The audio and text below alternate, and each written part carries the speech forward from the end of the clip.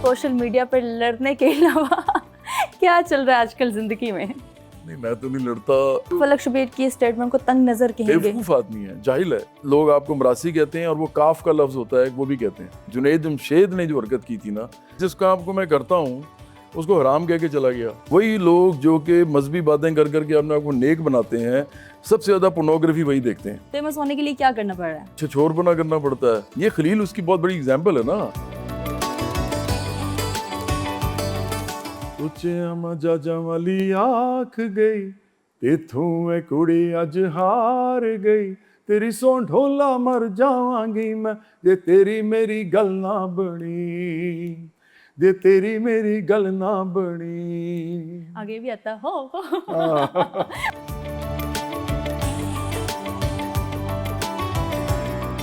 राहुल हसन की एक और स्टेटमेंट है कि अवाम राज पार्टी ही इमरान खान को जेल से निकलवाएगी। तो बेशरम आदमी और तुम्हारी ऐसे की तैसी। इमरान खान भी इतना घटिया आदमी है कि कहता है रेप जो है वो औरत के लिबास की वजह से होता है। नफ्स पे काबू होना चाहिए। भाड़ में गया वो आदमी, उसके नफ्स पे काबू उसको है या नहीं है। मैं तुम्हारा नफ्स पे काबू करने नहीं आया। तमाम जेंजी हमारी तरफ देखे, जवाद अहमद की तरफ देखे, क्योंकि मैं सोशलिस्ट हूँ उसी तरह जिस तरह नुरान रमजानी सोशलिस्ट है। अच्छा जवाद साहब, अगर आपको एक दिन के लिए वजीर आज़म बना दिया जाए तो सबसे पहला काम आप क्या करेंगे? मैं वजीर आज़म बनना ही नहीं चाहूंगा पाकिस्तान का। चूड़े में जूही की बीनी, बाह में हार सिंगार,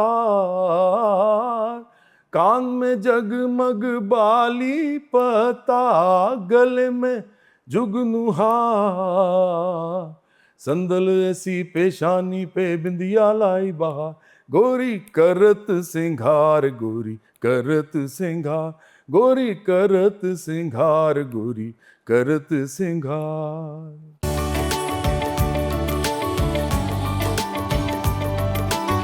अस्सलाम वालेकुम, मैं हूं मुक़द्दस यासीन और आप देख रहे हैं समाज सितारे। आज मैं एक ऐसी पर्सनालिटी के घर पर मौजूद हूं जिनके गाने सुन के या तो लोग मोहब्बत में पड़ गए या सियासत में उलझ गए। इन्होंने दिलों पे तो बहुत राज किया, लेकिन सिस्टम से लड़ते हुए भी हमें नजर आए। कहते हैं या तो लोग बोलते हैं या तो गाते हैं, लेकिन ये हमें बोलते हुए भी नजर आए, गाते हुए भी, और सोशल मीडिया पे बाज़-औक़ात लड़ते हुए भी नजर आए। जी हाँ, मैं बात कर रही हूँ जवाद अहमद साहब की। आज हम वो सारी बातें करेंगे जिनके आप जवाब जानना चाहते हैं, तो चलिए।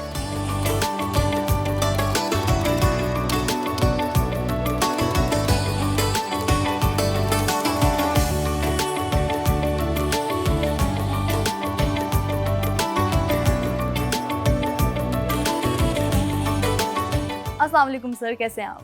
वालेकुम अस्सलाम, मैं बिल्कुल ठीक ठाक हूँ। सर मुझे बताएं, सोशल मीडिया पर लड़ने के अलावा क्या चल रहा है आजकल जिंदगी में? नहीं, मैं तो नहीं लड़ता।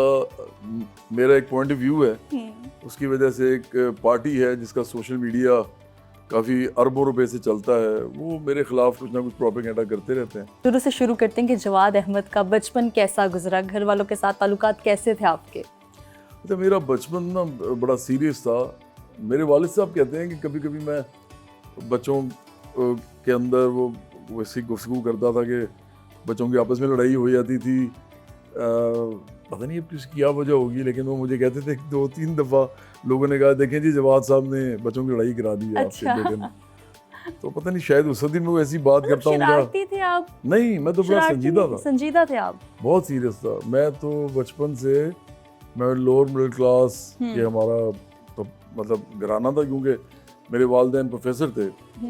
अब थे तो बहुत बड़े प्रोफेसर। गवर्नमेंट कॉलेज लाहौर में मेरे वालिद साहब पढ़ाते थे। मेरी वालदा जो थी वो लाहौर कॉलेज ऑफ विमेन की हेड ऑफ द डिपार्टमेंट थी, पॉलिटिकल साइंस की। लेकिन हमारा जो इकोनॉमिक बैकग्राउंड था वो तो यही था ना कि हम प्रोफेसरों की मैं औलाद था, तो एक लोअर मिडिल क्लास की फैमिली थी। अच्छा। तो मुझे ना दुनिया को हर वक्त देख देख के ना मुझे बड़ा गुस्सा चढ़ता था। तो मैं कभी हंसी मजाक भी बड़ा कम किया लाइफ में, और मैं हंसी मजाक को समझता हूँ कि ऐसे मुआशरे में ज़्यादा करना भी नहीं चाहिए। अच्छा, जो संजीदा होता है वो सबसे बड़ा भाई होता है, तो आप सबसे बड़े थे? मैं सबसे बड़ा था। देखा, मैंने पहचान लिया इसीलिए, क्योंकि बड़े भाइयों के ऊपर ना थोड़ा सा रिस्पॉन्सिबिलिटीज़ होती हैं, इसलिए वो थोड़ा संजीदा होकर अपनी लाइफ में जा रहा होता है। मेरे ऊपर तो कोई भी रिस्पॉन्सिबिलिटी नहीं थी। नहीं, छोटे बहन भाई को किस तरह से डायरेक्शन देनी है और ये सारी चीज़ें। मैंने तुमको कोई डायरेक्शन नहीं दी। मैं आपको एक बात बताऊँ, इसे अगर उन्होंने कोई डायरेक्शन ली है ना मेरे से, तो मेरे अमल से ली है। अच्छा। बातों से कभी कोई डायरेक्शन नहीं मिलती किसी को। मेरे अंदर तो निज़ाम के खिलाफ गुस्सा था, तो वो बागी था मैं, बहुत बहुत ज़्यादा बागी बच्चा था मैं, लड़ता भी था लोगों से। और मेरी इवन यूनिवर्सिटी के ज़माने तक, जुपिटर्स के ज़माने तक मेरी जो हाथापाई हो जाती थी लोगों के साथ, तो कोई बदतमीज़ी करता था या कोई, अच्छा, तो ये अभी तो मैं बहुत शांत हो गए हैं अभी तो बहुत टेम्ड, आपको समझे कि सोसाइटी टेम करती है आपको। मुझे पॉलिटिक्स ने टेम किया। अच्छा, एजुकेटेड एक फैमिली होती है, वो इख्तिलाफ करती है म्यूजिक से थोड़ा सा कि नहीं आप भी प्रोफेसर बन जाओ, डॉक्टर इंजीनियर बन जाओ, तो आपने म्यूजिक की लाइन क्यों चूज की फिर? यही तो सबसे बड़ा मसला है इस मुल्क के अंदर। इस मुल्क के अंदर ना ये बताया जाता है कि म्यूजिक करने वाले जो है ना वो पढ़े लिखे लोग नहीं हो सकते, या म्यूजिक करने वाले अच्छे लोग नहीं हो सकते, या ठीक लोग नहीं हो सकते। फिर एक बहुत बड़ा एक मसला बना जब जुनैद जमशेद ने वो की स्टार्ट अपनी उसकी अपनी कोई जर्नी थी, उसका अपना दिल था। बिल्कुल। मैं तो समझता हूँ कि हर इंसान का खुदा के साथ ताल्लुक होता है, और दाढ़ी रखने से सिर्फ खुदा के साथ ताल्लुक नहीं बनता आपका।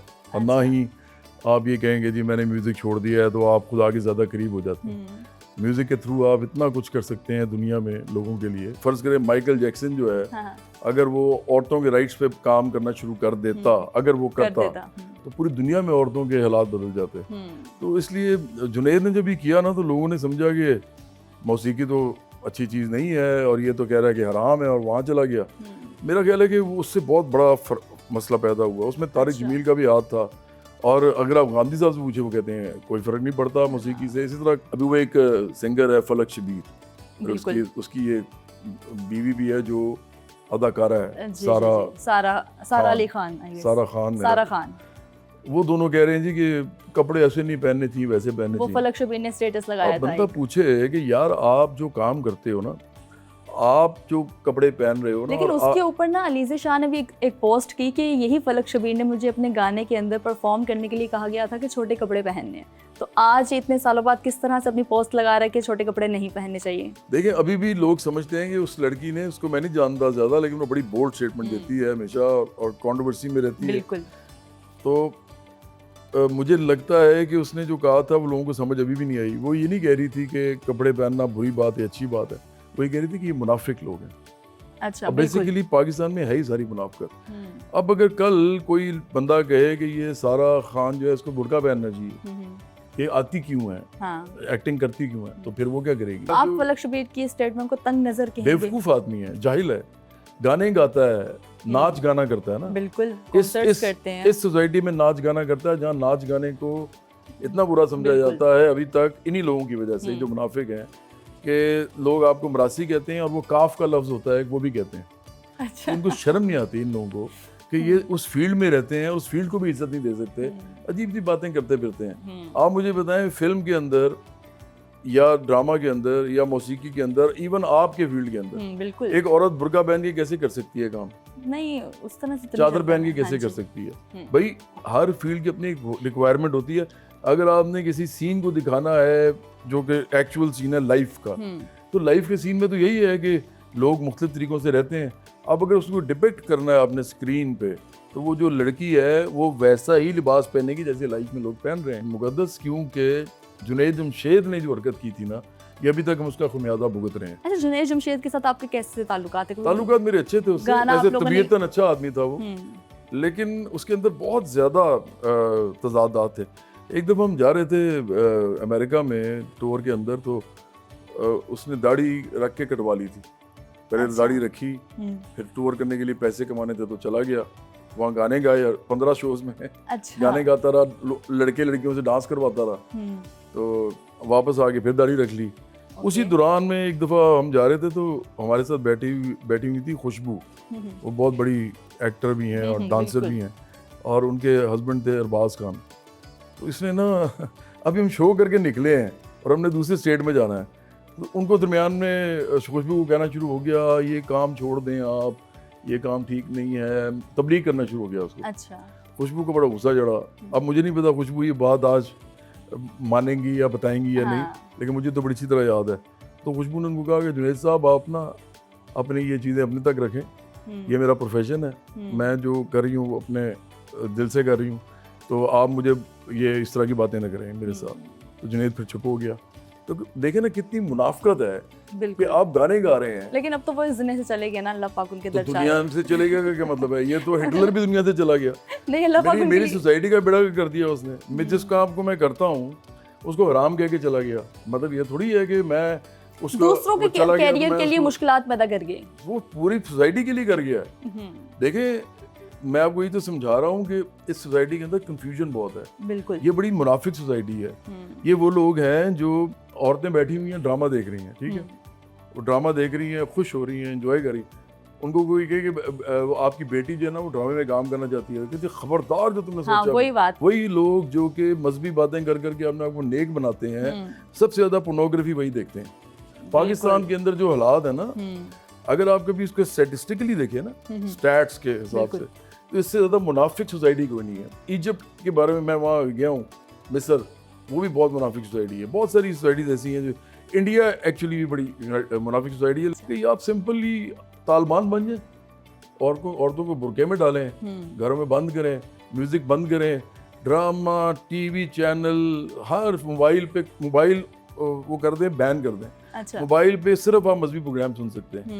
मोबाइल आप खोलेंगे, जैसे कि जाएंगे फौरन पे दफा लगाएं, उसको जेल में डाल दें अगर वो गाना सुनने की कोशिश करे। या तो ऐसी सोसाइटी बनाएं, और या फिर आप जिस तरह सोसाइटी चल रही है वैसे चलने दें। देखें यहाँ खलीलुर रहमान कमर जैसे घटिया लोग जो है ना, वो सारा दिन पक पक करते रहते हैं और लोग उनकी बातें सुन के कहते हैं वो आज ही क्या बात की। उसका किरदार क्या है वो सबको पता है। अब ये जो खलील है, इसको सारा वक्त एक ही मसला पड़ा हुआ है, औरत मर्द, औरत मर्द, औरत मर्द। और भाई मुझे तो कभी कभी लगता है कि इसको शायद औरत ही होना चाहिए था। इसको पता चलता है कि औरत होने से क्या होता है। इसको पता चलता है कि घर से निकलते वक्त तो है ना, हमारे घरों में भी तो माँ बहनें हैं ना, सबकी हैं, कि आपको सोचना पड़ता है कि मेरी बेटी ने स्कूल जाना है, हाँ। तो वो कैसे जाएगी पैदल, क्योंकि सोसाइटी ऐसी अच्छा, है। आप बहुत ज़्यादा तनकीद करते हैं खलील रहमान साहब के ऊपर। अभी रिसेंटली आपने एक ट्वीट भी की है, साकिब चद्दर वाला जो मामला था, तो आपने अपनी कोई राय नहीं दी मोमना और साकिब चद्दर के ऊपर। दूर है, मैं आप पे राय देना शुरू कर दूंगा, कल आपको अच्छा लगेगा। इस सोसाइटी में किसी भी औरत पे कोई राय नहीं देनी चाहिए। वो जो भी हो रहा है अदालतें देख लेंगी सब। मेरे लिए इम्पोर्टेंट ये है कि हर औरत और हर मर्द को इस मुल्क में हर वो चीज़ मिले जो इस मुल्क में उगती है, बनती है और मिलती है। मेरा ये इशू है। मेरा इशू नहीं है कि कोई औरत जो है वो क्या लिबास पहन रही है, कोई औरत किस तरह के स्कूल से पढ़ी है, किस तरह की कॉलेज से पढ़ी, उसके ख्यालात क्या हैं, उन्हें शादी की है नहीं की, किसी के साथ शादी करके वो खुश है नहीं है। मेरा इशू नहीं है ये। मैं ये सब आपको बता रहा हूँ कि एक गाली से मशहूर होने वाला आदमी, हाँ। इसने गाली दी थी ना एक औरत, बिल्कुल, और इसने गाली जब दी तो उस औरत ने इसको आगे से कुछ कहा, वहाँ से ये मशहूर हुआ है। इस कौम का ये हाल है कि गाली देने वाले मशहूर हो जाते हैं। मुझे याद है वो शेर अफजल मरवत ने एक लफ्ज़ बोला था, वो वहाँ से मशहूर हो गया। हाँ बिल्कुल। आप यहाँ पे प्रोफेसरों को बिठाएं, प्रोफेसरों से बेहतरीन गुफ्तगू करवाएं, मजाल है कि उनकी कोई चीज़ हिट हो जाए। मतलब हिट ये चीज़ें होती हैं, इससे पता चलता अब क्या लगता है है आजकल कि मुआशरे की गिरावट कितनी है, कितना गिरा हुआ मुआशरा सोशल है। मीडिया के ऊपर आजकल कौन सी चीज़ जो है फेमस होती है? फेमस होने के लिए क्या करना पड़ रहा है? छछोरपना करना पड़ता है, बहुत ही कोई मजहबी बात या फिर करनी पड़ती है, अच्छा। जिससे लोगों के वाह जी वाह क्या बात है। हालांकि वो असल में कोई आदमी कुछ भी हो, जुबान ही लानी है ना, जुबान ही ला लें कोई। बस अपने आप को अच्छी बात अच्छा कर लें। दिखाना है कि मेरे से बेहतरीन कोई नहीं है, नहीं। आप भी इस तरह करें अपनी जिंदगी, हाँ। आपकी जिंदगी अच्छी हो जाएगी। हाँ, जबकि वो खुद नहीं वो करनी। कोई चीज फॉलो नहीं कर रहा। बिल्कुल, ये खलील उसकी बहुत बड़ी एग्जाम्पल है ना।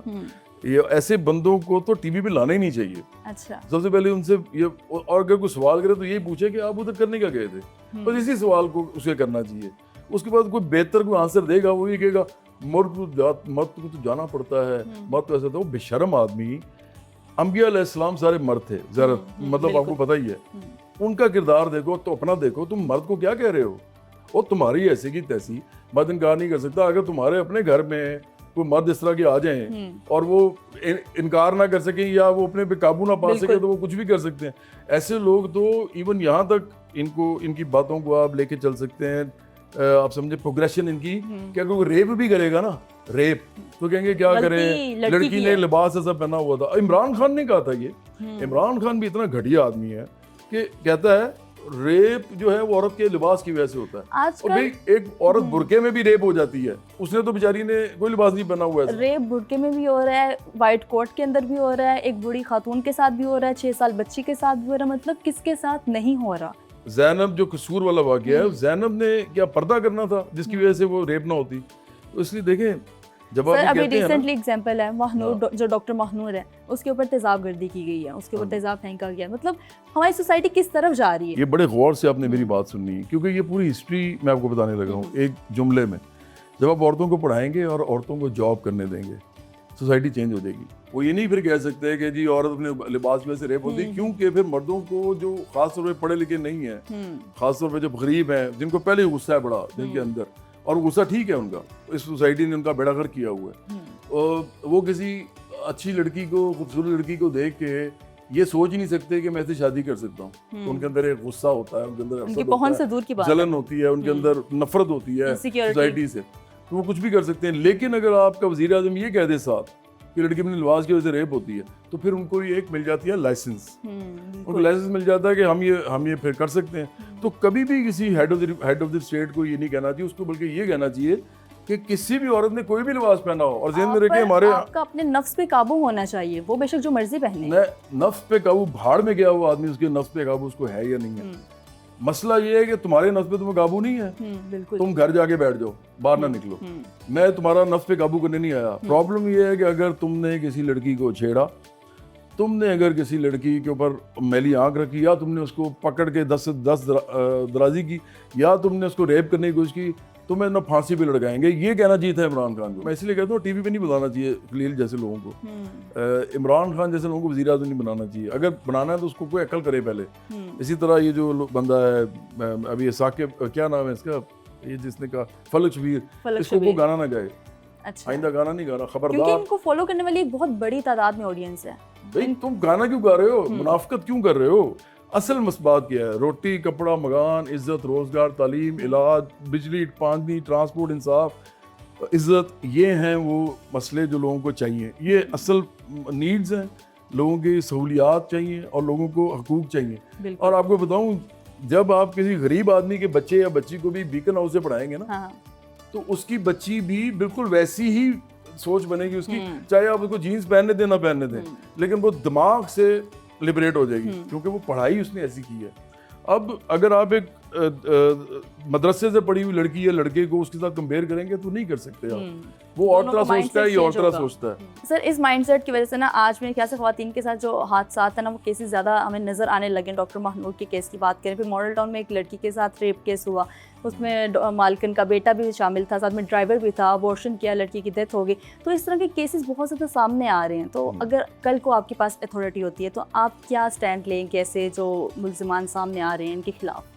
हम 3 किस्म के लोगों को ना बिल्कुल ही आज़ादी देंगे, और हमें पता है कि ना तो उनमें से कोई नंगे फिरेंगे, ना ही उसके बाद वो कोई ऐसी हरकतें सड़कों पे करते पाए जाएंगे। वो उनमें से एक तो वो हैं जो गरीब लोग हैं। हम उनको आज़ादी देंगे कि वो अपने बच्चों को तालीम दें, हम उनको पढ़ाएंगे। हमारी जो तालीम है मुफ्त होगी, मयारी तरीन होगी। हम एचिसन कॉलेज वाला कॉलेज सबको देना चाहेंगे गरीबों को। दूसरे नंबर पे जो औरतें हैं, औरतें इधर ना पढ़ती हैं ना, मतलब अब तो आ रही हैं बहुत ज़्यादा, लेकिन अभी भी ज़्यादा तादाद ना पढ़ती है ना जॉब्स करती है, और उसकी वजह से पाकिस्तान के अंदर ज़्यादातर औरतें आपकी मैशत के अमल में ही नहीं है। मतलब इंडिया में ज़्यादा बढ़ रही हैं, जो वेस्टर्न कंट्रीज़ हैं वहाँ तो तकरीबन सारी जॉब्स कर रहे होते हैं, तो ज़ाहिर बात है मैशत ज़्यादा बड़ी हो जाती है। जितने लोग जॉब करेंगे उतनी ज़्यादा मैशत बड़ी होगी, तो औरतों को तो आना पड़ेगा इन तरह की चीज़ों में। तो हम समझते हैं कि हम उनको ये आज़ादी देंगे कि वो पढ़े लिखें और वो काम करें, और अगर किसी ने उनके साथ कोई ज़्यादती की तो हम उसको छोड़ेंगे नहीं, हम तो ये कहेंगे। और इसी तरह तीसरा जो माइनॉरिटीज़ हैं, हाँ, उनके राइट्स, हाँ उनके हम उनको राइट्स देंगे, क्योंकि इस मुल्क के अंदर प्रॉब्लम्स हैं उनको। और मैं तो माइनॉरिटी इवन उनको भी समझता हूँ, जैसे अपाहज लोग हैं, जैसे नाबीना लोग हैं, उनको सहारा नहीं दे रहा कोई। हाँ वो तो इनका इस मुल्क में एक गरीब आदमी का हाल नहीं है कोई, तो वो जो एक गरीब नाबीना है उसका क्या हाल होगा आप सोचें। बिल्कुल। तो मेरा ख्याल है ये जो हम ऑप्रेस्ड तबके होते हैं ना मुआशरे के, मजबूर, मजलूम, महकूम तबके, उनको आपको अपलिफ्ट करना चाहिए। तमाम औरतों को, तमाम मर्दों को, सबको इजाज़त है कि वो अपनी बात कर सकें। वो जब हमने बैठ के पार्लियामेंट में कानून साजी करनी है तो उस वक्त लोग मुंतखब नुमाइंदे खुद ही देख लेंगे कि क्या चीज़ इस वक्त अप्लाई की जा सकती है, एप्लीकेबल है, क्या चीज़ नहीं है। सर इतनी अब हीटेड कॉन्वर्सेशन हम लोगों ने कर लिया, थोड़ा सा मेरे ख्याल से माहौल को ठंडा करते हैं, कोई गाना सुनाते, क्योंकि मैं आपकी पर्सनली बहुत बड़ी फ़ैन हूँ। मुझे आपका गाना एक बहुत पसंद है, मेहंदी की ये रात, जो मैं आज सुना भी देता हूँ। शादियों पे बजता है। इतना पुराना गाना है, तो अगर वो आप सुना देंगे मेरा दिन बन जाएगा। मैं बिल्कुल सुना देता हूँ। जूड़े में जूही की बीनी, बाह में हार सिंगार, कान में जगमग बाली पता, गले में जुगनू हार, संदल ऐसी पेशानी पे बिंदिया लाई बहार, गोरी करत सिंगार, गोरी करत सिंगार, गोरी करत सिंगार, गोरी करत सिंगार। वाह सर वाह, इतना आपकी आवाज़ में जादू है ना मेरे ख्याल से। बहुत शुक्रिया आज भी आपका। लड़कियां फ़ैन तो होती होंगी आपकी आवाज़ के ऊपर। लड़कियां लड़के दोनों ही फैन होते हैं। इसमें ये होता है कि लड़कियों को ना थोड़ा सा लगता है कि जैसे इस मुआशरे में, मैं आपको मिसाल देता हूँ छोटी सी। अब मैं लाहौर कॉलेज में पहली बार जब कॉन्सर्ट करने गया ना, तो वहाँ पे सिर्फ लड़कियाँ थी। अच्छा। जाहिर बात है, वो हाँ। है ही लड़कियों का कॉलेज। मैंने सोचा कि जैसे आम कॉन्सर्ट होता है वैसे ही होगा। मैंने देखा कि वो लड़कियां जो थी, उनको लगा कि पता नहीं आज हमने कॉन्सर्ट है तो हमें आज़ादी मिल गई है, तो उन्होंने वो डांस किए, वो एंजॉय किया। मुझे तो मुकद्दस बड़ा अच्छा लगा, मुझे तो खुशी हुई, क्योंकि कम से कम एक हॉल के अंदर वो एंजॉय कर सकती थी। बिल्कुल। म्यूजिक की साइड को छोड़ के सियासत में आने का फैसला कैसे किया? नहीं, ये तो पहले से सियासत में आना तो तय था मेरा। अच्छा। नानके थे मेरे, जो मेरी मदर के जो मामू थे, वो बहुत बड़े सोशलिस्ट थे अपने ज़माने के। उनका नाम मेहदी अनवर साहब था, और वो किले में कैद भी रहे जवाहर के ज़माने में। तो हमारी एक पूरी लेगेसी है। फिर मेरे दादकों में जो हैं वो बहुत ज़्यादा लोग जो हैं वो प्रोग्रेसिव लोग थे। फिर मेरे वालिदैन पॉलिटिकल साइंस के प्रोफेसर थे, उनकी किताबें ही सारी इनकी इन चीज़ों पे थी, तो मैंने वही पढ़नी शुरू कर दी। तो आखिरकार मेरा जो दिमाग था ना, वो कॉलेज और यूनिवर्सिटी तक जाते जाते पूरा सियासी हो चुका हुआ था। और सियासी भी वो वाला जो सोशलिज्म होता है, जिसमें हम कहते हैं कि रियासत तमाम लोगों की हर ज़रूरत को उनको देने की उसकी जिम्मेदारी है। यह रियासत की जिम्मेदारी है कि वो इंसान जो उसको हर चीज़ मिले। वो एक किताब थी, children of the lesser god. उनका मतलब ये था कि जो मतलब वो खुदा का नाम लिया, मैं अल्लाह का नाम नहीं ले रहा। मैं तो मुसलमान हूँ ना, तो मैं अल्लाह जो स्पेशली जो मुसलमान हम कहते हैं उसकी बात नहीं कर रहा। खुदा एक जेनेरिक लफ्ज़ है। खुदा मतलब हिंदू भी कहता है, सिख भी कहता है, मसीही भी कहता है, सब लोग खुदा का लफ्ज़ इस्तेमाल करते हैं। तो मैं आपको एक बात बताऊं कि इसका मतलब क्या है, children of the lesser god. वो ये कहते हैं कि अगर आप ये कहते हैं कि गरीब और अमीर जो हैं वो खुदा ने बनाए हैं, हाँ। तो फिर तो कोई इस तरह लगता है गरीबों को कि जो खुदा अमीरों का है ना, वो कोई बड़ा खुदा है और हमारा कोई छोटा खुदा है कि हमें तो कोई दे ही नहीं रहा। इंसाफ हमारे तो ये ज्यादती वाली बात है। खुदा एक ही है, खुदा बिल्कुल ऐसा नहीं कर रहा। आपने निज़ाम ऐसा बनाया है, अमीरों का बनाया हुआ निज़ाम है, वो गरीबों को कुछ दे नहीं रहा, और आप बहुतान बांध रहे हैं खुदा के ऊपर। बिल्कुल। अच्छा सर, अब घर में आपकी और क्या मसरूफियत है? नेक्स्ट एक्टिविटी आपकी क्या है? हमारा एक नीचे एक ऑफिस है जहाँ पे मीडिया के हमारे दोस्त बैठते हैं, तो मेरे लिए वो बड़ी अच्छी जगह है। वहाँ पे मैं आराम से बैठ के ना अपना भी काम करता हूँ। अच्छा। लोगों को भी थोड़ा सा गाइड करता हूँ कि क्या करना होता है। वो भी मुझे गाइड करते हैं कई दफ़ा कि क्या चीज़ बेहतर हमें लग रही है कि इस तरह करनी चाहिए, तो वहाँ लेके चलता हूँ मैं आपको। चलिए ठीक है।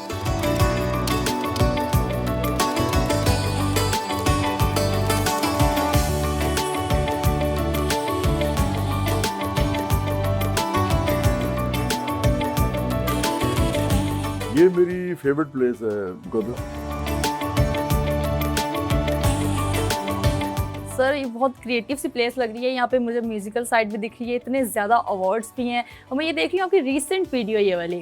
हाँ, ये पाक से ज़मीन चाहत बाद एक मैंने गाना किया था। अच्छा। तो ये उसका है। ये जब हुआ था ना, ये जंग हुई थी इंडिया पाकिस्तान की, उस समय एक तरफ से ट्रिब्यूट था आर्म फोर्सेस को। सही है। और यहाँ पे इन सिस्टम्स में क्या क्या काम हो रहा है? ये बहुत सारे ये मेरे दोस्त हैं जो यहाँ पे बैठ के कुछ एडिटिंग करते हैं। इसमें इनमें लोग ऐसे भी हैं जो डायरेक्शन भी जानते हैं, और कैमरा वर्क भी इनको पता है सारा। उसके अलावा फिर जो अपलोडिंग होती है उसके लिए भी ये मतलब जो आपके इतने अच्छे अच्छे गाने में सुनने को मिलते हैं वो सारे यहाँ पे एडिट होते हैं। गाने भी और पॉलिटिकल काम ही मेरा जो है ना यहीं अच्छा, पे होता है। मतलब सारा सोशल वर्क आपका यहाँ पर हो रहा है। हाँ। सही हो गया सर। मैं देख रही हूँ मेरे पीछे इतने ज्यादा अवार्ड्स हैं। ये म्यूजिक आपको जब साइड पे जाओ ना तभी अवार्ड्स मिलते हैं, सियासत में जाओ तो आपको जेल ही मिलती है। तो ये अवार्ड्स की तो कहानियां मुझे बताए ना। लेकिन ये जो अवार्ड्स है ना ये आधे हैं सिर्फ यहाँ, आधे जो है ना वो थैलों में बंद हैं। अच्छा, वो बहुत ज्यादा है। 26 साल At का least मेरा कितने करियर आपके है। पास अवार्ड्स होंगे? 26 साल का कैरियर आप, मेरा ख्याल है कि कोई 300-400 तो होंगे। 300-400 अवार्ड्स हैं, जिनमें से भी मेरे ख्याल से शायद 15% यहाँ पे मौजूद है फिर। नहीं 15% तो नहीं है लेकिन 30% होंगे। ओके। और ये जो पीटीवी का अवार्ड मैं यहाँ पर देख रही हूँ, इस अवार्ड की, इधर आ जाए जरा आप, इस अवार्ड की कहानी तो मुझे बताएं। अच्छा, ये जो है ना बड़ा प्रेस्टिजियस अवार्ड है क्योंकि जब मुझे मिला था तो उस जमाने में सिर्फ पीटीवी था। तो अगर ये किसी सिंगर को अवार्ड मिले उसका मतलब होता है कि इस साल का बेस्ट सिंगर है पूरे पाकिस्तान का। अच्छा।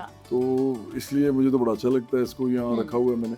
यहाँ 3 अवार्ड्स नहीं है। कौन कौन से? एक तमगा इम्तियाज, एक अच्छा, सितारा इसार और एक ह्यूमन राइट्स अवार्ड। ये तीनों सदारती अवार्ड हैं। बिल्कुल। तो वो यहाँ मैं नहीं रखता, वो थोड़े से और तरह के अवार्ड्स हैं, वो मेरे पास वैसे पड़े हुए हैं। लेकिन ये मैं वाहिद आर्टिस्ट हूँ पाकिस्तान का जिसको 3 दफ़ा सदारती अवार्ड दिया गया। माशाल्लाह। अच्छा सर, ये इतना इम्पोर्टेंट अवार्ड है आपके लिए, कौन सा गाना ऐसा था जिसके ऊपर आपको ये अवार्ड मिला था? ये उचिया मजाजम वाली पे मिला था। अच्छा, वो 2 लाइनें सुना दे फिर मुझे। अच्छा चलो मैं सुना देता हूँ थोड़ी। ये बसंत पे जो है ना ये नंबर 1 पे रहा है पाकिस्तान में। ये गाना अभी रिसेंटली जब 25 साल बाद हुई है, 25 साल बाद नहीं 18 साल बाद हुई है, तकरीबन। तो मैं तमाम नाज़रीन को डेडिकेट करता हूँ। तुझे मजाजा वाली आँख गई इथों मैं कुड़ी अज हार गई, तेरी सौ ढोला मर जावांगी मैं जे तेरी मेरी गल ना बनी, जे तेरी मेरी गल ना बनी। आगे भी आता हो।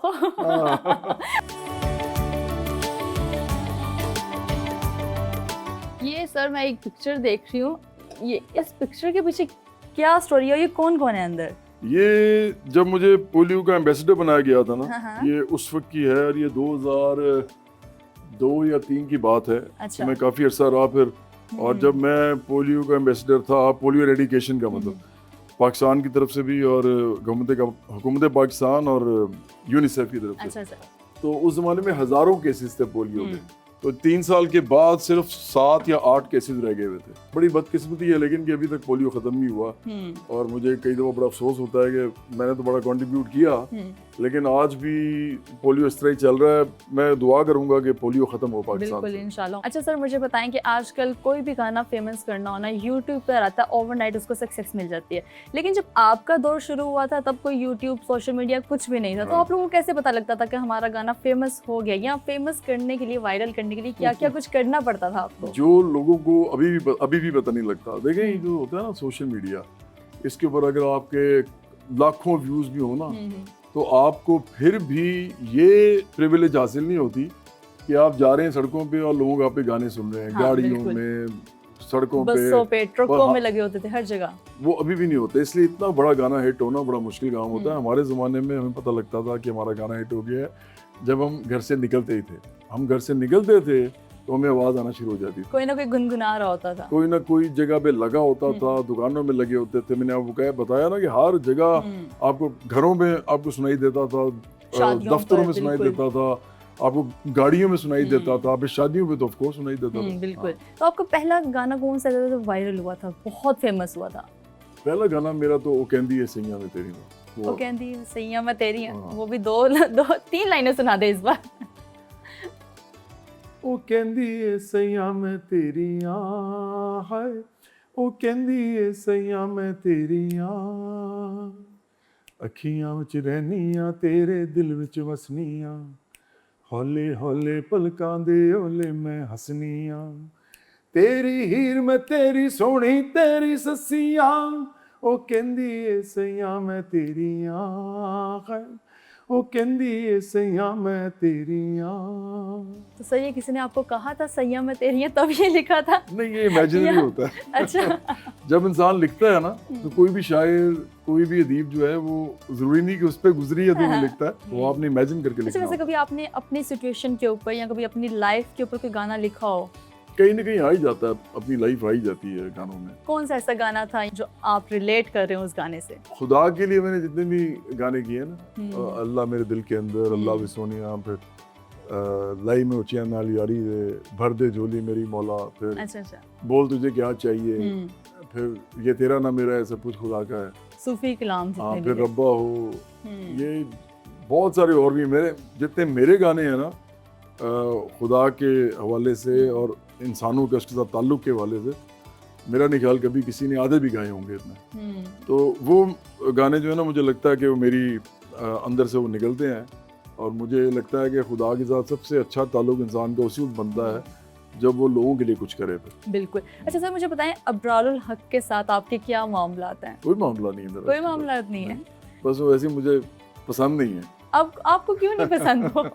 बस वो बड़ी उसके अंदर अजीबोगरीब सी कुछ चीज़ें हैं, जैसे कि मुनाफिक सा आदमी है, तो अच्छा। मुझे मुनाफिकत बड़ी बुरी लगती है। जिंदगी में सबसे ज़्यादा बुरी चीज़ मुझे जो है ना, वो मुनाफिकत लगती है कि आप कहते कुछ हो करते कुछ हो। इस तरह के और भी बहुत से लोग हैं जो मुझे अच्छे नहीं लगते। हाँ। अच्छा, लेकिन अगर क्योंकि अब्रारुल हक को भी बहुत लोग पसंद करते हैं, उनके गाने भी बहुत पसंद करते हैं, और सेम आपके भी बहुत पसंद किए जाते हैं, तो कभी आप लोगों ने सोचा हो कि हम कोलैब करें, क्योंकि वो लोग बहुत उसको पसंद करेंगे, आई एम डैम श्योर। वो सोचता रहता है ऐसी बातें, पूछता भी रहता है, लेकिन मैं तो कभी उसके साथ हाँ, उन्होंने कहा भी है कि मैंने ऑफर करवाई, हम कोलैबोरेट करें, लेकिन आपकी तरफ से बहुत कोल्ड रिस्पॉन्स जाता है। इसलिए कि वो मुनाफिकत करता है ना। वो अभी रिसेंटली एक प्रोग्राम में बैठ के उसने मेरे पे गलत इल्ज़ाम लगाया था, तो मैंने तो उसको छोड़ दिया। अगर इतनी ही बात ही रह गई थी कि मैं उसको एक दो लगा देता वहाँ पे। जब आप किसी पे इल्ज़ाम लगाते हैं घटिया किस्म का, फिर बाद में अदालत में इसको ले गया और अदालत में इसको कहना पड़ा कि मेरे से गलतफहमी हुई थी। अच्छा। तो ऐसे आदमी के साथ क्या गाना बनाना है? ऐसे आदमी के साथ इससे दूर रहना ज़्यादा बेहतर होता है। आपने बोला एक दो लगा दूं, अभी आपके पिछले दिनों के सहाफ़ी के साथ भी थोड़ी सी तल्ख़ कलामी हो गई थी, आपका इंटरव्यू करने आपके घर में आए थे, तो उन्होंने ऐसा क्या सवाल किया था कि आपको इतना गुस्सा आ गया था? फिर उसके बाद आपने क्या सोचा कि आइंदा मैंने कोई रिस्पॉन्स नहीं देना, ऐसे सवालों को इग्नोर कर देना बस? वो इमरान खान बना हुआ था, खुद इमरान खान का फ़ैन था। अच्छा। मुझे ये कह रहा था कि आप में इमरान खान में तो बड़ा फ़र्क है। हाँ। तो मैंने कहा आज का मैं हूँ और इमरान खान 1996 का, जब उसने पार्टी बनाई थी, 8 सीटों से लड़ा था, 8 की 8 हार गया था। हालांकि अभी नया शौकत खानम बनाया था और नया भी वर्ल्ड कप जीता था, तो किसी ने वोट नहीं दिया। तो मैंने कहा आज आप मुझे उससे कंपेयर करें जो बूट पॉलिश करके वज़ीर आज़म बना है, जनरल बाजवा के, जनरल फैज़ के, जनरल पाशा, जनरल ज़ेरुल इस्लाम, फिर जनरल परवेज़ मुशर्रफ जिन्होंने पहली सीट दिलवाई थी। तो मुझे उससे कंपेयर इस तरह ना आप करें, क्योंकि मैंने कभी बूट पॉलिश नहीं की। तो उसने मुझे कहा कि लेकिन देखें ना, आपका तो उनसे कोई फिर मुकाबला नहीं। मैंने कहा यार मैंने भी आपको जवाब दिया, मेरी बात आप सुन नहीं रहे। हाँ। तो आप मेरा इंटरव्यू करने आए हो तो मैं आपका, तो कहता है नहीं जी मैं करने आया हूँ। मैंने कहा आपको मैंने बुलाया है या आपने रिक्वेस्ट की थी हमने आपका इंटरव्यू करना है? तो कहता जी मैंने रिक्वेस्ट की थी। तो मैंने कहा तो मेरी बात तो सुनो। कहता हाँ जी आपकी बात ही मैं सुन लूंगा, इस तरह बोलना शुरू हो गया। अच्छा।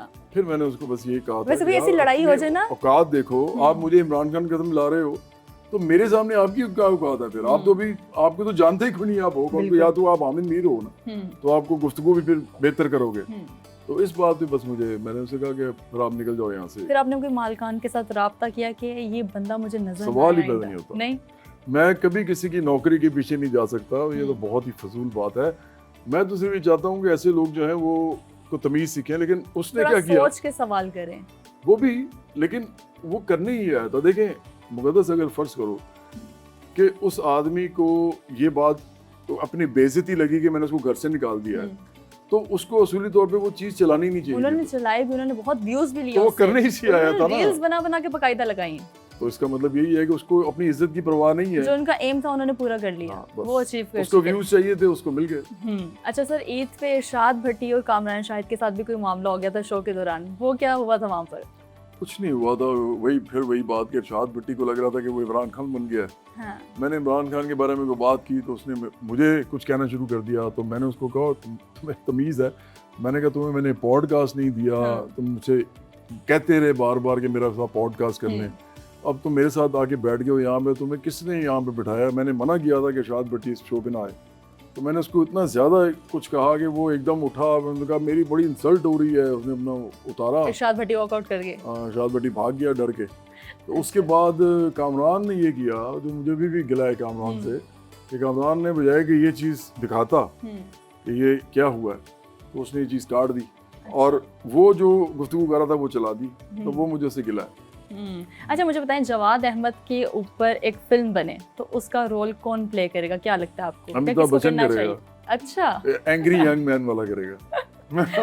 वाकई में अमिताभ साहब बच्चन करेंगे? बड़ी बात है वो, क्योंकि जिस तरह का उनका कैरेक्टर होता था उस जमाने में, तो वो निज़ाम से लड़ रहे होते थे और इसलिए वो गुस्से में होते थे। और ये नहीं वो हाथापाई करते रहते थे, वो भी करनी पड़ती थी, लेकिन ज़्यादातर वो निज़ाम के ख़िलाफ़ खड़े होते थे, लोगों को अपने साथ जमा करते थे। आप कभी उनकी फिल्में देखें, मज़दूरों के साथ, किसानों के साथ, उनकी ये सारी वो हैं। फिर लोगों के साथ, जो कि मैं आज़ाद हूँ एक फिल्म है उनकी, उसमें वो कहते हैं कि एक गाना है, इतने बाजू इतने सर गिन ले दुश्मन ध्यान से, हारेगा वो हर बाजी जब खेले हम जी जान से। तो वो बड़ा ज़बरदस्त गाना है, वो कभी आप बल्कि सुनना। और मैं आज़ाद हूँ ज़रूर देखना, आपको पता लगेगा कि मुझे कभी कभी लगता है कि अमिताभ बच्चन को सियासत में तो आए थे, लेकिन वो ना सियासत में आए थे कांग्रेस के साथ। उनको अपनी पार्टी बनानी चाहिए थी और इनकलाबी पार्टी बनानी चाहिए थी। उनके अंदर वो चीज़ मुझे नज़र आती है जो शाहरुख खान, सलमान खान, आमिर खान में नजर नहीं उनके अंदर वो स्पार्क नजर नहीं आता। अच्छा मुझे बताएं कि अभी आपका नया क्या आ रहा है, कोई गाना आ रहा है आपका? अभी एक बजट के ऊपर एक गाना मैंने किया है, भोला क्या करे।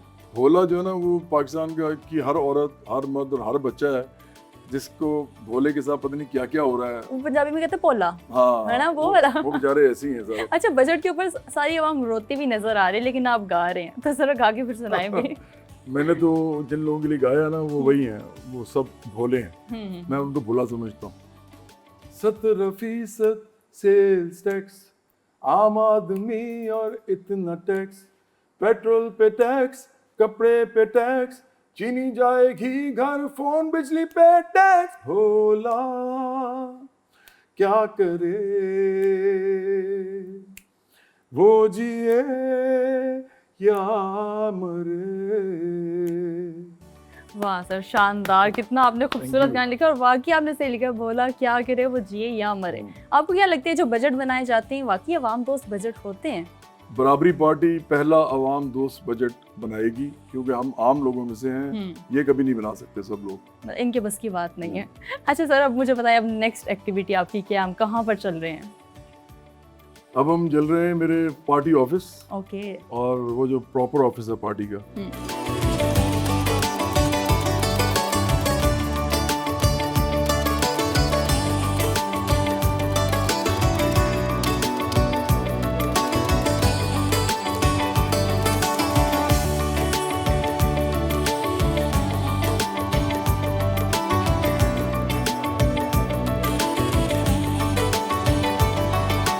सर, बराबरी पार्टी के ऑफिस से हम आ चुके हैं। मुझे बताएं, जो आपने सोच की पार्टी बनाई थी, क्या आपने वो सब गोल्स अचीव कर लिए हैं या अभी भी स्ट्रगलिंग मोड पे हैं? अच्छा देखिए, हमारा जो गोल है वो तो सोशलिज्म है, तो सोशलिज्म तो आसपास में नजर नहीं आ रहा हमें भी, तो इसलिए टाइम लगेगा थोड़ा। जो आप सब पॉलिटिक्स में आने के लिए क्या कुछ सेक्रीफाइस करना पड़ा आपको? मुझे तो सारा कुछ ही सेक्रीफाइस करना पड़ा, क्योंकि मैं बना रहा हूँ एक आम लोगों की पार्टी। अगर 2013 में मैं इमरान खान के 4 दफ़ा कहने पे पीटीआई ज्वाइन कर लेता, या एहसन इकबाल साहब के कहने पे मेरे घर आए थे वो स्पेशली, अच्छा। तो अगर मैं नून लीग ज्वाइन कर लेता, या मैं जुल्फ़िकार गोंदल के कहने पे पीपल्स पार्टी की टिकट ले लेता लाहौर से, तो इन तीनों पार्टीज़ को हर वक्त आप देखते हैं टीवी पे बैठी होती है, बिल्कुल मैं भी बैठा होता हर वक्त। मतलब आपको दूसरी पार्टीज की तरफ से बड़ी ऑफर्स आई थी जी, लेकिन आपने मर्ज करने का नहीं सोचा? बिल्कुल भी मर्ज करने का तो सवाल ही पैदा नहीं होता। मैं तो इनके खिलाफ इसलिए हूँ क्योंकि ये सरमायादारों, जागीरदारों, माफियाज की, कबायली सरदारों की, सियासी पीर मुर्शिदों घराने जो हैं उनकी, और फिर ये जो बदमाश हैं अमीर किस्म के दौलतमंद हर शहर में बैठे हुए हैं, इनकी पार्टियां हैं। तो हम तो इनके खिलाफ हैं, हम तो इस पूरी रूलिंग एलीट के सियासी मुखालिफ हैं। हम अगले 5 सालों में बराबरी पार्टी कहाँ पे देख रहे हैं? बराबरी पार्टी समझती है कि पाकिस्तान के अंदर 3 मसले हैं बड़े, और वो सारे जो हैं वो उनका शऊर से ज़्यादा अखलाकियात से ताल्लुक़ है। लेकिन ये वाली अखलाकियात नहीं कि किसी ने क्या कपड़े पहने हैं, कोई क्या डिमांड्स कर रहा है कि जी मुझे आज़ादियाँ चाहिए। अखलाकियात ये वाली कि जहालत से निकलें लोग, मुनाफ़िक़त से निकलें, और फिर जो आखिरी दर्जे पे जो मैं देखता हूँ पाकिस्तान के अंदर वो है कि वो बेगैरती से निकलें। देखें, इस मुल्क के अंदर लोगों को ये समझ ही नहीं आती कि इस मुल्क की हर चीज़ पे उनका हक है। बिल्कुल। अगर वो अपना हक नहीं मांगते तो पहले लेवल पे तो वो जाहिल हैं। अच्छा फ़र्ज़ करें उनकी जहालत को दूर करने के लिए पार्टी आ जाती है, बराबरी पार्टी, और वो आके कहती है कि नहीं आप सब कुछ ले सकते हैं इस मुल्क में जो आपके तबके को नहीं मिल रहा, तो फिर उनके अंदर एक मुनाफ़िक़त होती है। अगर वो फिर भी नहीं करेंगे, समझ भी जाएंगे नहीं करेंगे, और मैं समझता हूँ कि अगर वो फिर भी हमारे कहने के बावजूद और हमारे उनको शऊर देने के बावजूद ये काम नहीं करते तो फिर वो बेगैरती भी होती है, क्योंकि फिर वो ये नहीं कह सकते कि हमारे साथ ये हो रहा है वो हो रहा है। हमने कहा था कि पार्टी ज्वाइन करो और अपनी हुकूमत बनाओ। इमरान खान ने ना इनको बदतमीज़ और गालम गलोच फोश करने वाले बनाया है, और सोशल मीडिया पे अपना गुस्सा निकालने से ये होता है कि आपने असल में जो आपका गुस्सा होता है वो ख़त्म हो जाता है निज़ाम के ख़िलाफ़, जिसका असल मतलब ये होता है कि आप ऑर्गेनाइज हों, आप महल्लों की सतह पे छोटे छोटे घरों के अंदर दफ्तरों के अंदर गुफ्तगू करें, मीटिंग्स करें, लोग हमारे मसाइल के हैं हल कैसे करने। सियासी अमल ये होता है। सोशल मीडिया पे आके बक बक करना, कमेंट कर देना, मुझे तो एक्चुअली जो कमेंट करने वाले लोग होते हैं ना सोशल मीडिया पे, मुझे वो दुनिया के फारिग तरीन लोग लगते हैं। कि ऐसे आगे कमेंट करके चले जाते हैं। भाई तुम्हारे कमेंट से क्या होना है। ये जो पॉलिटिकल पार्टीज के अंदर इतने बड़े बड़े माफियाज हैं, इन माफियाज के अंदर बराबरी पार्टी अपनी जगह कैसे बनाएगी, क्योंकि आपका काम तो सोशलिज्म के ऊपर काम करना है। हम तो देखें ना लोगों तक जाना चाहते हैं अपना पैगाम लेके कि इस मुल्क के अंदर बराबरी पार्टी के अलावा अब कोई कुछ भी तब्दील नहीं कर सकता आम लोगों के लिए। अगर उनको ये बात पहुंचेगी तो वो खुद ब खुद लाखों में करोड़ों की तादाद में हमारी तरफ आएंगे। उसमें हमारे सामने जो रुकावट है वो पीटीआई है सबसे बड़ी, क्योंकि वो मेरे सोशल मीडिया को ब्लॉक करती है।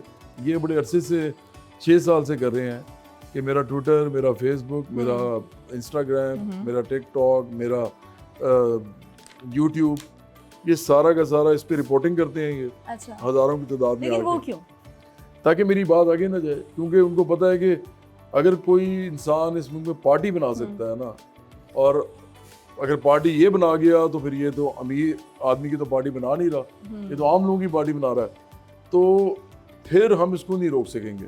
यहाँ तक कि ये ऐसी दिखाते हैं इमरान खान को। एक दिन मैं देख रहा था, वो देखें जी इमरान खान का जो कुर्ता है यहाँ से फटा हुआ है, इतना ये सादा आदमी अक्सर वीडियोस है ज़मीन पे बैठ के लोग के साथ खाना खाते हैं, सादी रोटी खाते हैं, सब हालांकि मैं तो ये मेरी तो जिंदगी का हिस्सा है, ये मैं तो करता ही यही हूँ ना। वो तो सिर्फ तस्वीरें खिंचवाने के लिए करते हैं, लेकिन असलियत क्या है उनकी? असलियत ये है कि जिस वक्त ये बने वजीर आज़म तो इन्होंने करोड़ों रुपए की जदादें खरीद ली। अब आपकी ये कमीज फटी को क्या हम करें? सर आप कहते हैं कि मैं इमरान खान की तरह चंदा लेके पार्टी को नहीं चला सकता, तो पार्टी के अखराजात पूरे कहाँ से हो रहे हैं फिर? नहीं, मैंने तो नहीं कहा कि हम चंदा नहीं लेंगे कभी। मैं ये कहता हूँ कि हम अमीर से चंदा नहीं लेंगे। अमीर से फंडिंग ये करवाते हैं, फिर अमीर इनसे काम करवाता है अपने। पाकिस्तान में प्रॉब्लम ये है कि कभी गरीब आदमी के और आम आदमी के चंदे से कोई पार्टी नहीं चली।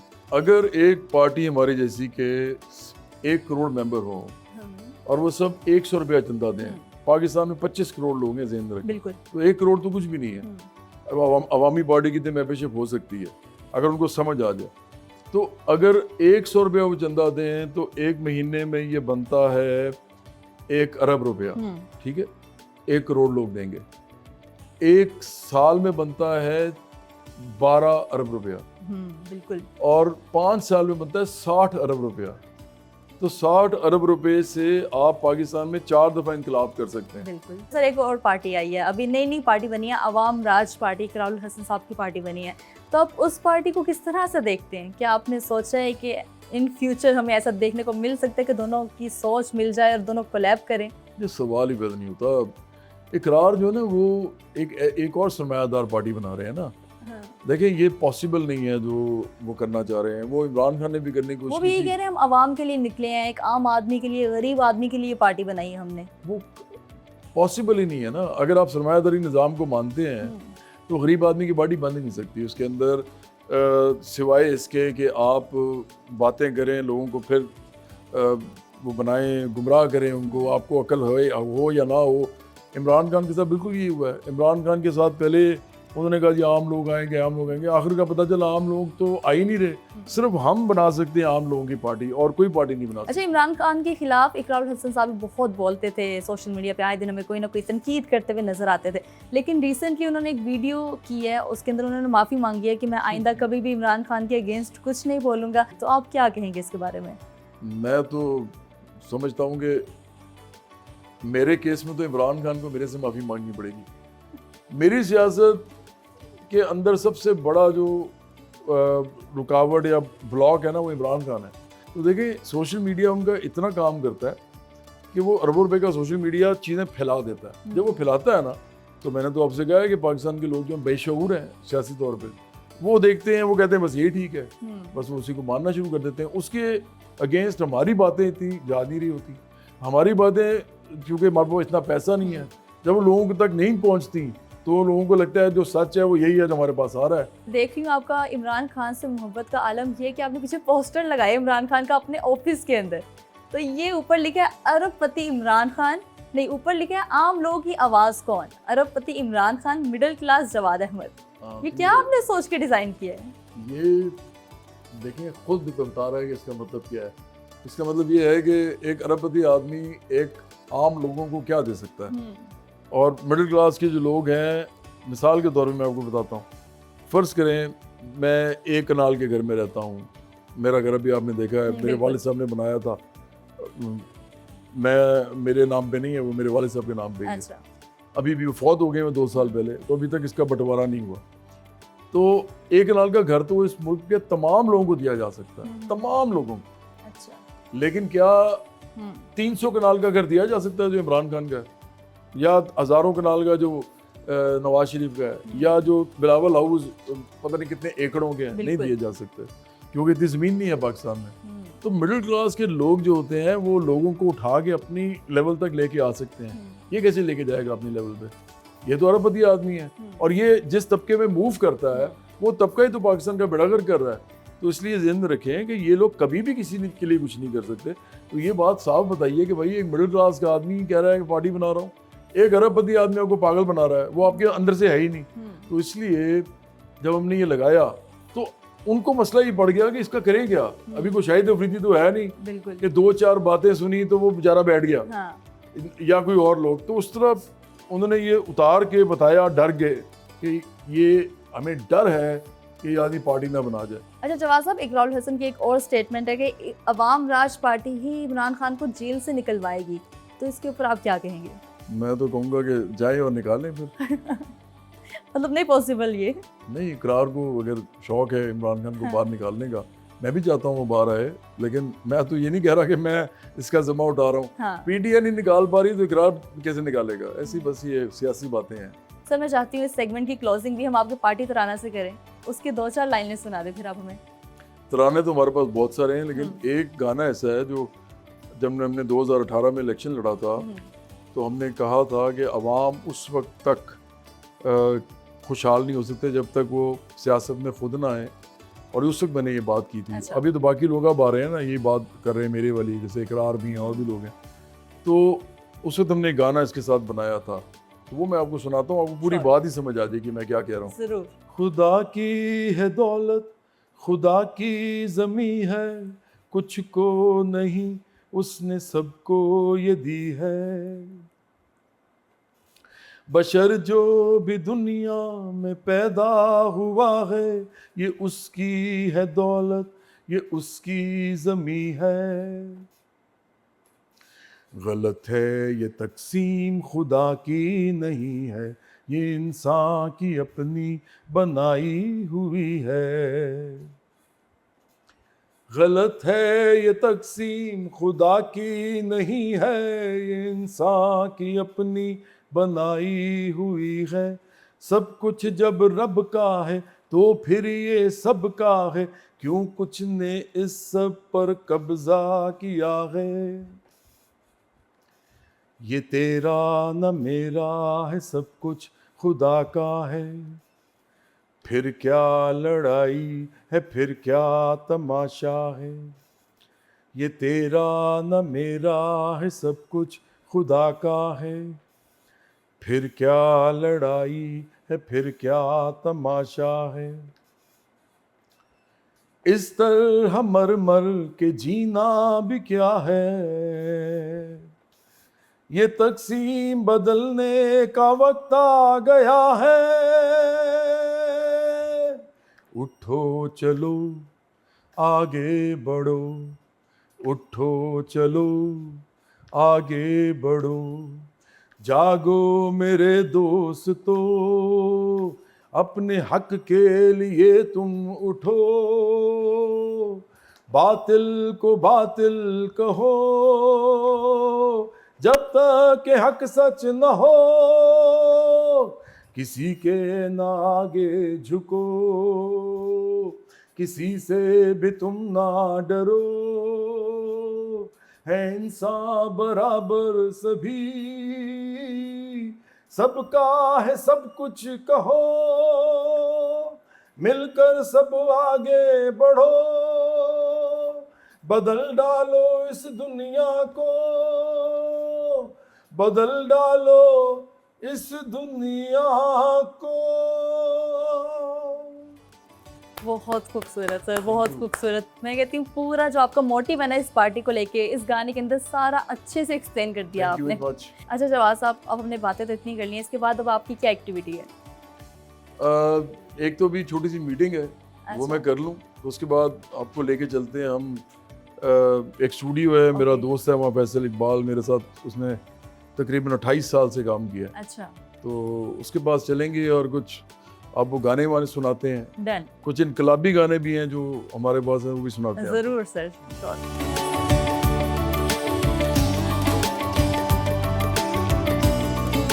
जवाब साहब, जब हम आए थे इतनी तेज धूप थी और अब कितना ठंडा मौसम हो गया, बारिश भी हो रही है। बहुत अच्छा हो गया।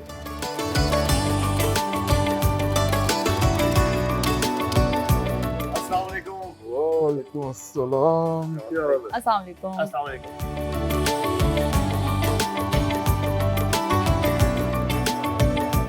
जवाब साहब, हम ताज स्टूडियो तो आ चुके हैं, लेकिन आपके साथ आपके दोस्त भी मौजूद हैं, इनका तारुफ करवा दें हमें। ये फैसल इकबाल हैं, मेरे बड़े पुराने दोस्त हैं। हमारा कोई 26-27 साल का साथ है।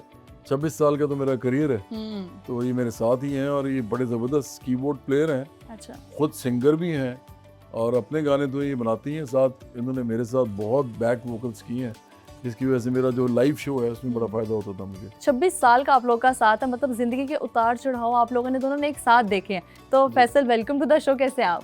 शुक्र अल्हम्दुलिल्लाह। मुझे बताएं, जवाद साहब के साथ आप इतने लंबे अरसे से हैं, हमने ऑन कैमरा तो इनको देखा है, वो हम जानते हैं, इनकी सियासी पर्सनैलिटी भी हम जानते हैं, म्यूज़िक जर्नी भी हम जानते हैं। As a Jawad Ahmad, as a friend कैसे हैं?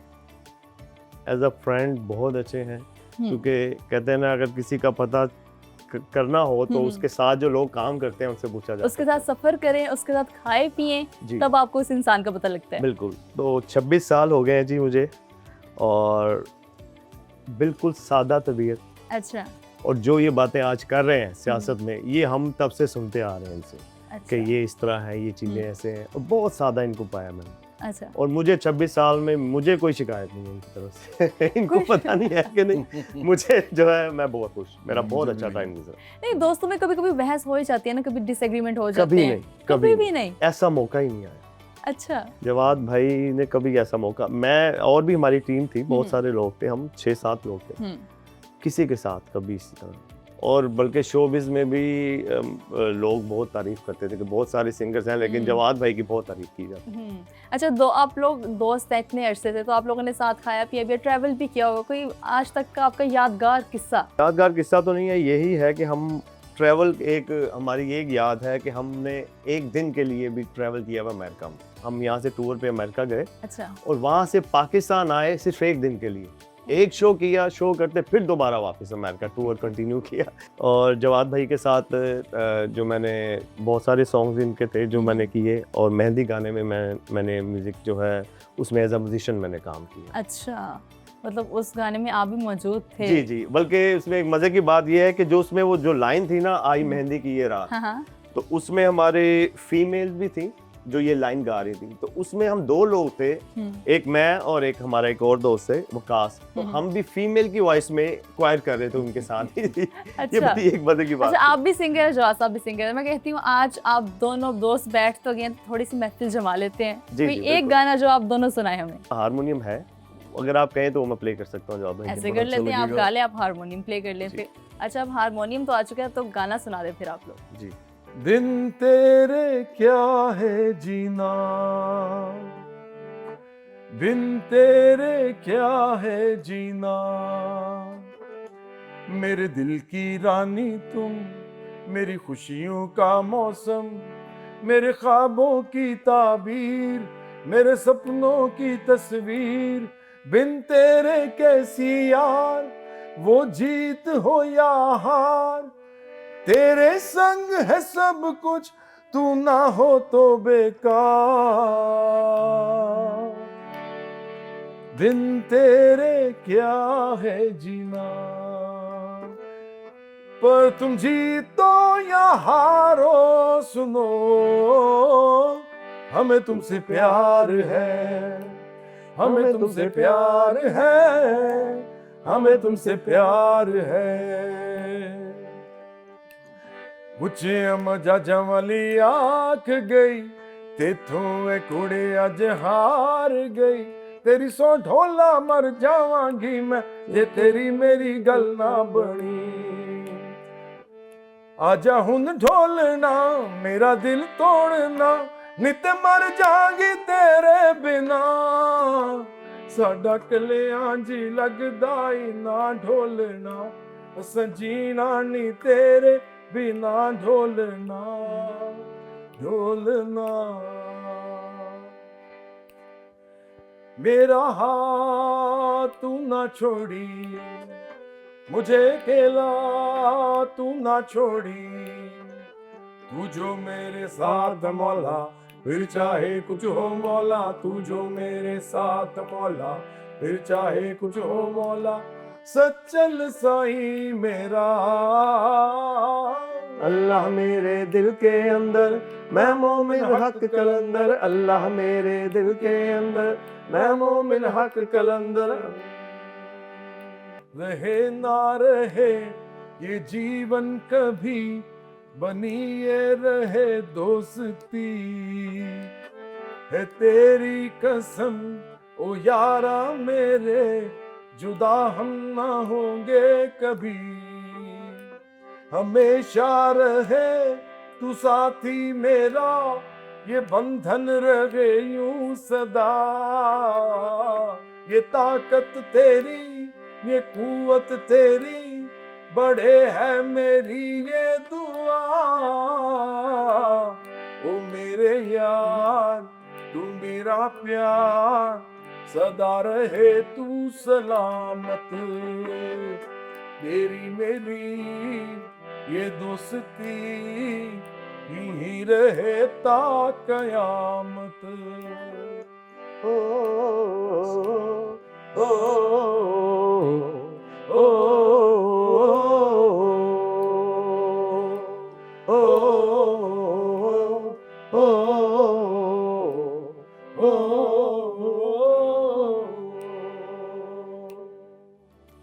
वाह सर वाह, जो लोग इतने इतने महंगी टिकट्स लेके आपका कॉन्सर्ट एंजॉय करने एक वक्त पे जाते थे, मैंने आज घर पे बैठे एंजॉय कर लिया। मुझे ऐसे ही फील है, मैं किसी कॉन्सर्ट पे हूँ, मैंने बहुत एंजॉय किया सारे गाने। लेकिन जो लास्ट आपका गाना था दोस्ती वाला, वो क्या आपने अपने दोस्त के लिए लिखा था? नहीं, दोस्त तो सारे ही हैं मैंने, मेरा पूरा पाकिस्तान जो है वो मेरा दोस्त है, मेरे सारे चंद एक होते हैं ना जो दिल के बहुत करीब होते हैं, ये उनमें से एक है। नहीं, ये मैंने एक्चुअली लिखा था पाकिस्तान के लिए और आर्म फोर्सेस के लिए। अच्छा। और एक्चुअली उसमें 2 दोस्तों की कहानी थी, वो आपने वीडियो भी देखा होगा, बल्कि ये वीडियो देख के तो औरतें जो थी वो रो पड़ती थी। बिल्कुल, बहुत इमोशनल वीडियो है इसकी। तो इसमें तो सारे हम वतन मेरे शामिल हैं, बल्कि वो तमाम लोग शामिल हैं इसमें जो अभी तक मेरी पार्टी को सपोर्ट भी नहीं करते और जो मुझे वोट भी नहीं देते अभी तक, वो भी शामिल हैं इसमें। अच्छा, आपने कॉन्सर्ट्स भी इनके साथ गए होंगे अटेंड करने जी, के जी, लिए, बिल्कुल। तो आपको सबसे ज्यादा जो क्रेजी क्राउड कौन से मुल्क में या शहर में लगा हो कि आज आपने बोला कि इस क्रेजी क्राउड मैंने कभी क्रेजी नहीं क्राउड देखा? तो वैसे हर जगह ही हमें, क्योंकि हमें देसी लोग, हमारे पाकिस्तानी लोग, बिल्कुल। अमेरिका में बहुत, अच्छा। जी अमेरिका में हमने बहुत टूर्स किए हैं और बहुत वहाँ पे लोग जो है वो बहुत कर गए। कभी ऐसा हुआ कि आप लोग जवाद साहब के साथ बाहर खाने पे जाते हैं, बाहर घूमने जाते हैं, तो जवाद साहब को बहुत सारे लोग जानते हैं, तो परेशानी हुई है कि इनको सब जानते हैं, बार बार लोग आते हैं, सेल्फीज लेते हैं, तंग करते हैं, और आप लोग का मी टाइम जो होता है वो डिस्टर्ब होता है? हमें होती थी, इन्हें नहीं होती। आपका ही पूछ रही हूँ। आपका ही हमें पूछ सम रही टाइम हूँ। हो जाता जवाद भाई चलें हाँ। चलें, लेकिन जवाद भाई सबसे मिल के उनसे पिक्चर्स ले उनको अच्छे से टाइम दे के। पूरा टाइम दे के। अच्छा जवाद साहब, फैसल साहब से तो इतनी इंटरेस्टिंग बातें होगी, आपकी दोस्ती के किस्से भी सुनिए, अब नेक्स्ट एक्टिविटी हमारी क्या है? अभी तो मेरा ख्याल है कि चाय पियेंगे हम। फैसल जी बताएंगे। चाय रेडी है जवाब, अभी चाय आ रही है। चाय रेडी है, फिर चाय पी लेते हैं, उसके बाद बातें करते हैं। जरूर।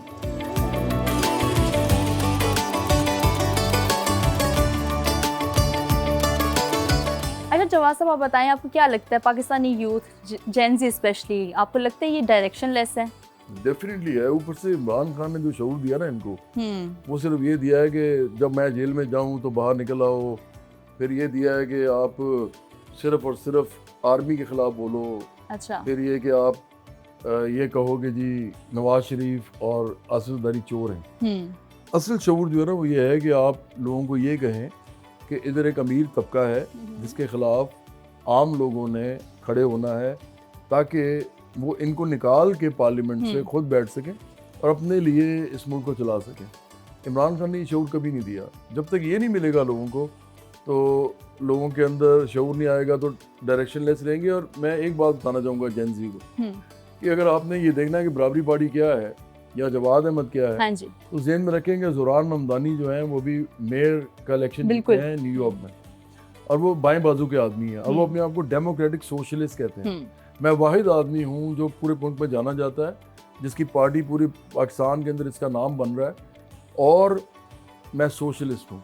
मैं प्रोक्लेम्ड सोशलिस्ट हूँ। मैं बबांगे दोहल कहता हूँ तो मैं सोशलिस्ट हूँ।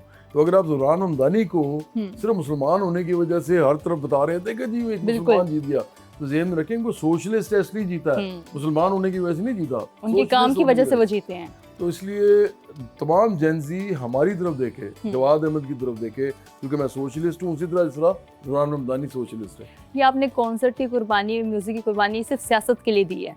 पता क्या होता है मुक़द्दस, जब आप सियासी बात कर रहे हो ना इतनी इनकलाबी किस्म की, और आप बहुत ही थ्रेटनिंग किस्म की गुफ्तगू कर रहे हो कि हम आपको निकाल देंगे पार्लियामेंट से वगैरह वगैरह, और जब आप इस मुल्क में जहाँ पे म्यूज़िक हराम समझा जाता है, ज़्यादातर लोग समझते हैं, और उनको इस तरह की बात की गई है और उनको गुमराह किया गया है, तो उस मुल्क में आप जो स्टेज पे चढ़ते हैं ना, तो आपको लोग सियासतदान के तौर पे देखते नहीं है।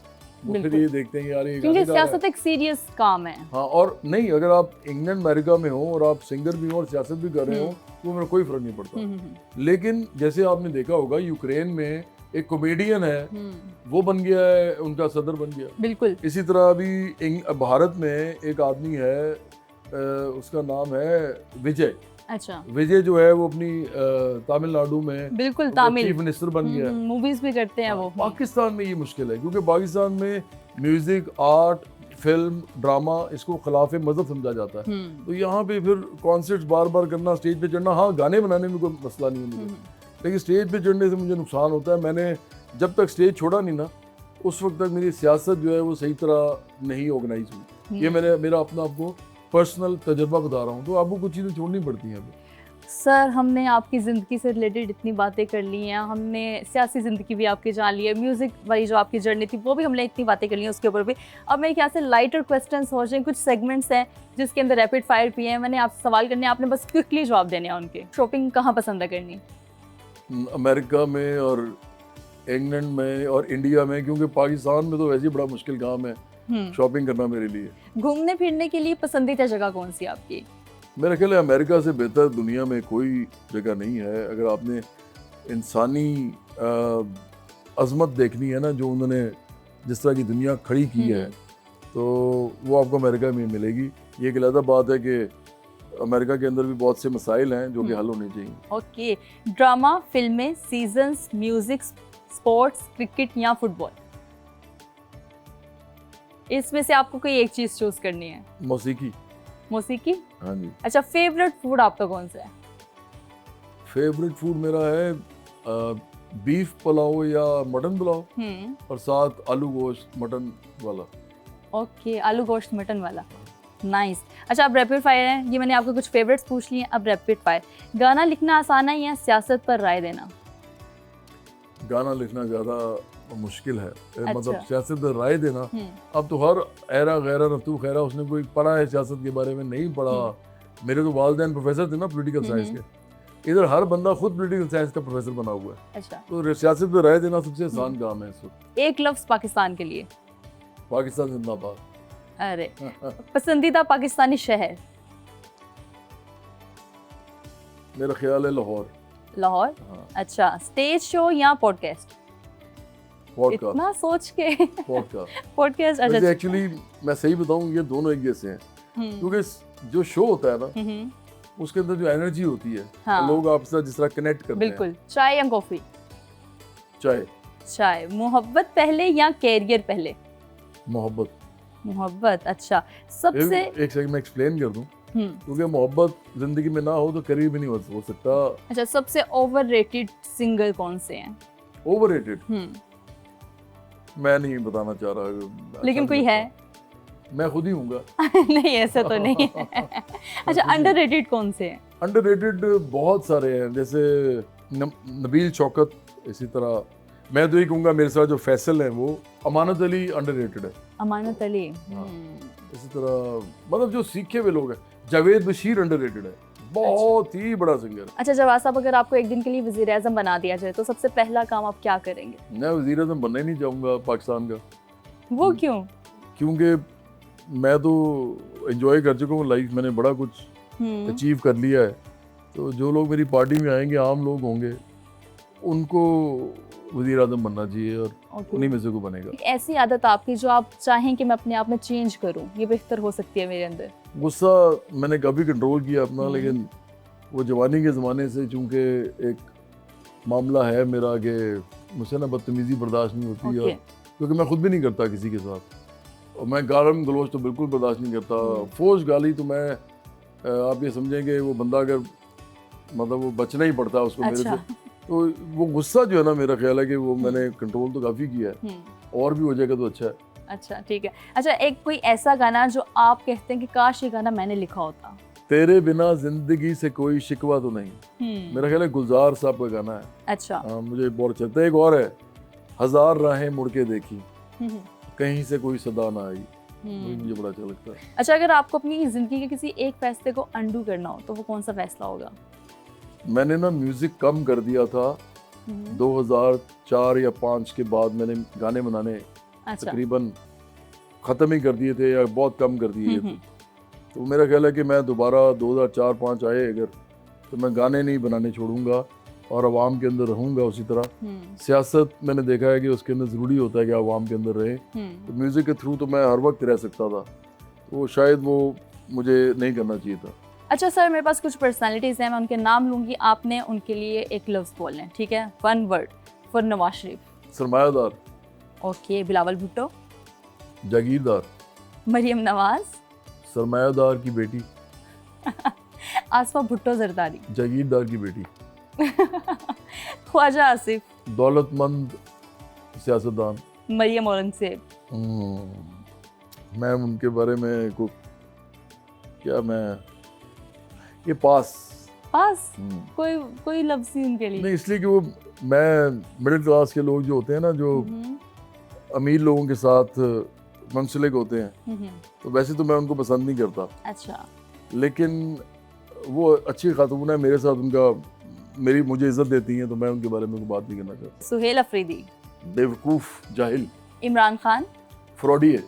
Thank you so much sir, आपने अपना टाइम दिया, बहुत मज़ा आया मुझे आपके साथ बातें करके, इतनी इंटरेस्टिंग हमारी कन्वर्सेशन रही और मैंने आपसे बहुत कुछ सीखा है। उम्मीद करते हैं कि हमारे नाज़रीन को भी आज का हमारा शो बहुत पसंद आया होगा। आपको मिलेंगे हम एक नए समाज सितारे के साथ, तब तक हमें दे इजाज़त। अल्लाह हाफ़िज़।